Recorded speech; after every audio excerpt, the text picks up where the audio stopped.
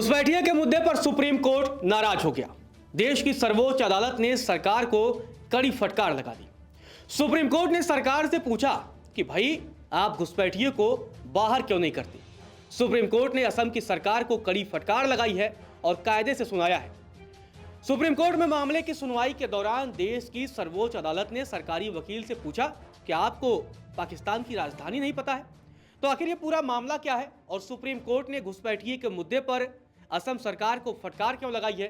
चलिए आपको पूरा मामला बताते हैं। दरअसल सुप्रीम कोर्ट ने विदेशी घोषित किए गए लोगों को निर्वासित करने की बजाय अनिश्चित काल तक डिटेंशन सेंटर्स में रखने को लेकर असम सरकार को फटकार लगाई है और कहा कि क्या किसी मुहूर्त का इंतजार कर रहे हैं। राज्य सरकार की ओर से तर्क दिया गया कि इन लोगों का एड्रेस नहीं है, इसीलिए उन्हें कहां भेजा जाए। इस पर कोर्ट ने कहा कि ये जिन देशों के हैं वहां की राजधानी में इन लोगों को भेजा जाए। जस्टिस अभय अशोका और जस्टिस उज्जवल भुइयां की पीठ ने कहा कि हिरासत में लिए गए लोगों के विदेशी होने की पुष्टि होते ही उन्हें तत्काल निर्वासित कर दिया जाना चाहिए। मामले की सुनवाई के दौरान सुप्रीम कोर्ट की बेंच ने कहा कि आपने यह कहकर डिपोर्टेशन की प्रक्रिया शुरू करने से इनकार कर दिया कि उनके पति का ज्ञात नहीं है। यह हमारी चिंता क्यों होनी चाहिए, आप उन्हें उनके देश भेज दें। क्या आप किसी मुहूर्त का इंतजार कर रहे हैं। वहीं इस पूरे मामले पर असम सरकार की ओर से पेश वकील से सुप्रीम कोर्ट ने सुनवाई के दौरान कहा कि जब आप किसी व्यक्ति को विदेशी घोषित करते हैं तो आपको अगला उठाना पड़ता है। आप उन्हें अनंत काल तक डिटेंशन सेंटर में नहीं रख सकते। संविधान का अनुच्छेद 21 मौजूद है। असम में विदेशियों के लिए कई डिटेंशन सेंटर हैं। आपने कितने लोगों को निर्वासित किया है, आप उन्हें उनकी राजधानी भेज दें। अगर कोई पाकिस्तान से है तो क्या आपको नहीं पता कि पाकिस्तान की राजधानी क्या है। आप ये कहकर उन्हें यहाँ हिरासत में कैसे रख सकते हैं कि उनका पता आपके पास नहीं है। आपने उस तारीख के बारे में क्यों नहीं बताया जिस दिन सत्यापन विदेश मंत्रालय को भेजा गया। मामले की सुनवाई के दौरान सुप्रीम कोर्ट ने असम सरकार को निर्देश दिया कि वह डिटेंशन सेंटर्स में रखे गए 63 लोगों को 2 हफ्ते के अंदर डिपोर्ट करना शुरू कर दे और अनुपालन हलफनामा दाखिल करे।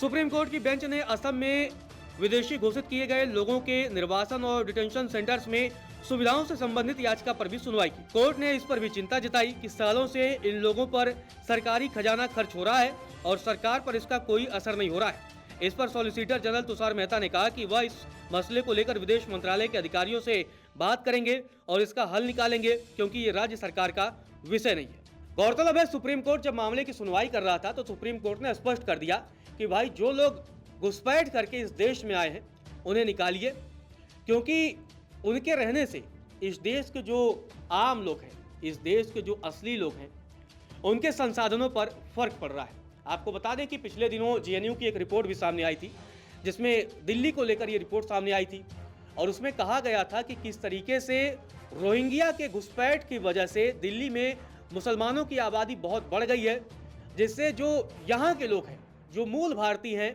उन्हें शिक्षा, स्वास्थ्य और तमाम अन्य विषयों पर संकट का सामना करना पड़ रहा है। नमस्कार, मैं हूं मानक गुप्ता।